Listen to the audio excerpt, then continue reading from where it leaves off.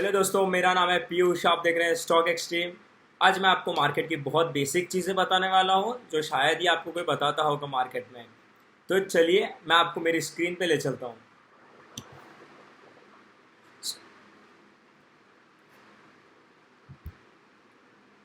चलिए शुरू करते हैं। आज मैं आपको बताने जा रहा हूँ स्टॉक मार्केट के बेसिक्स के बारे में। लास्ट वीडियो में मैंने आपको बताया था डीमैट अकाउंट कैसे खोला जाता है। सो अगर आपको कुछ में कोई दिक्कत आ रही है आप कमेंट सेक्शन में ज़रूर बताइए कि आपको दिक्कत क्या आ रही है। ओके, वैसे वो वीडियो बहुत क्लियर था, राइट? ओके, आज हम बात करने जा रहे हैं इंडेक्स के बारे में। बेसिकली जो मार्केट है उसमें इंडेक्स रहता है। ओके, मार्केट के बारे में बात करने जा रहे हैं। सबसे बेसिक चीज़ है जो आपको नॉलेज रहना चाहिए जिस चीज़ के बारे में, वो है national stock exchange and Bombay stock exchange. तो चलिए, जैसा कि आप यहाँ देख सकते हैं बॉम्बे स्टॉक एक्सचेंज और ये है नेशनल स्टॉक एक्सचेंज। ये जो है बॉम्बे स्टॉक एक्सचेंज, ये वर्ल्ड का 10th लार्जेस्ट स्टॉक एक्सचेंज है with a market cap of $2.2 trillion. इसका इंडेक्स जो है उसका नाम है सेंसेक्स और इसमें इंडिया की टॉप 30 कंपनीज़ हैं। टॉप 30 कंपनीज जैसे Reliance, Infosys, TCS, Bajaj auto, Bajaj finance, ये सब। Sensex has total of 5,000 companies. जैसे कि आप देख सकते हैं कि बहुत सारी जितने भी आपने नाम सुने होंगे जिन जिन का शेयर है वो सब मोस्टली बॉम्बे स्टॉक एक्सचेंज में लिस्टेड रहती है और ये एशिया का सबसे ओल्डेस्ट स्टॉक एक्सचेंज है। चलिए अपन अब नेशनल स्टॉक एक्सचेंज पे आते हैं। सबसे पहले बॉम्बे स्टॉक एक्सचेंज आया था, फिर उसके बाद नेशनल स्टॉक एक्सचेंज आया था। नेशनल स्टॉक एक्सचेंज, जिसको NSE भी बोलते हैं, इसका जो इंडेक्स है उसका नाम है निफ्टी। निफ्टी के अंदर करीबन 1600 कंपनीज है। ये एस्टैब्लिश हुआ था करीबन 1992 में और इसका भी मार्केट कैपिटलाइजेशन $2.27 ट्रिलियन के आसपास है, which is quite similar with the Bombay stock exchange. और ये वर्ल्ड का 11th लार्जेस्ट स्टॉक एक्सचेंज है। अगर आपको इसके बारे में और जानकारी चाहिए तो आप NSEindia.com पे जाके और जानकारी पा सकते हैं। जो NSE है उसका मेन इंडेक्स है निफ्टी 50, जिसमें इंडिया के टॉप 50 कंपनीज है। ओके, चलिए आगे बढ़ते हैं। Understanding demand and supply. मैं आपको बताता हूँ ट्रेड होता कैसे है स्टॉक मार्केट में।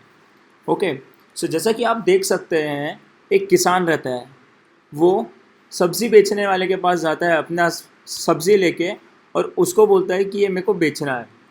और फिर आप कस्टमर रहते हैं, आप कस्टमर वेंडर के पास जाते हैं और उसी से सब्ज़ी लेते हैं।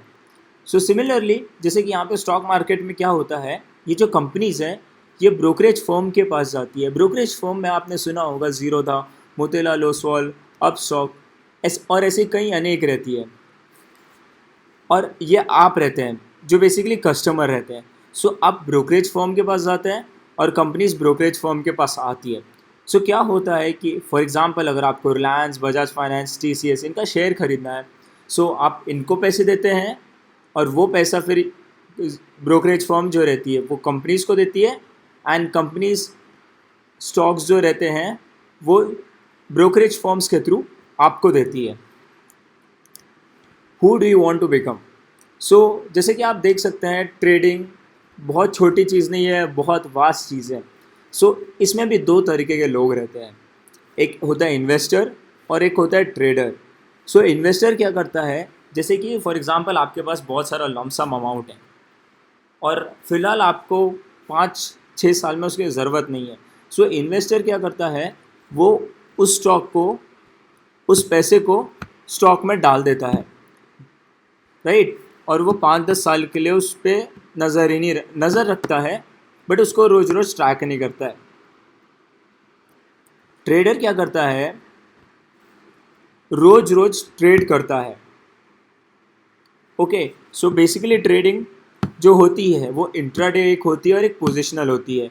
इंट्राडे मीन्स लाइक मॉर्निंग 9:15 से लेके 3 PM तक इंट्राडे ट्रेडर ट्रेड करता है और पोजिशनल ट्रेडर जो रहता है वो स्टॉक्स कुछ हफ्ते या महीनों के लिए होल्ड करता है।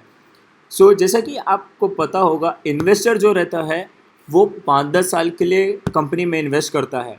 सो ऑब्वियसली जिस कंपनी में वो इन्वेस्ट कर रहा है उसका बिजनेस अच्छा होना चाहिए, राइट। बट जैसा कि आपको पता है, ट्रेडर जो रहता है, ट्रेडर को 5-10 साल इन्वेस्ट नहीं करना है। ट्रेडर सिर्फ आधे घंटे के लिए कोई भी स्टॉक परचेज या सेल करता है। सो जो ट्रेडर का डिसीजन रहता है वो मोस्टली टेक्निकल्स पे रहता है। ओके, तो अब मैं आपको बताता हूँ मार्केट कैपिटलाइजेशन के बारे में। सो जो कंपनी है उसके वैल्यूएशन के हिसाब से कंपनीज को 3 टाइप्स में कैटेगराइज किया जाता है।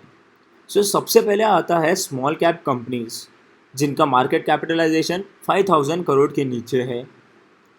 फिर आती है मिड कैप कंपनीज, जिनका कैपिटलाइजेशन है 5,000 करोड़ से लेकर 20,000 करोड़ तक। और तीसरी आती है लार्ज कैप कंपनीज, जिनका मार्केट कैपिटलाइजेशन है 20,000 करोड़ से ज़्यादा। सो जैसे कि स्मॉल कैप में आपको पता होगा वेदांता वगैरह रहती है। मिड कैप में आती है आपकी भारती एयरटेल, भारती इंफ्राटेल, ये सब कंपनीज आती है। और लार्ज कैप में आती है आपकी बड़ी बड़ी कंपनीज जैसे कि Reliance, TCS, Bajaj auto, Bajaj finance, ये सब। अगर आपको वीडियो पसंद आया, do like, subscribe and share and stay tuned.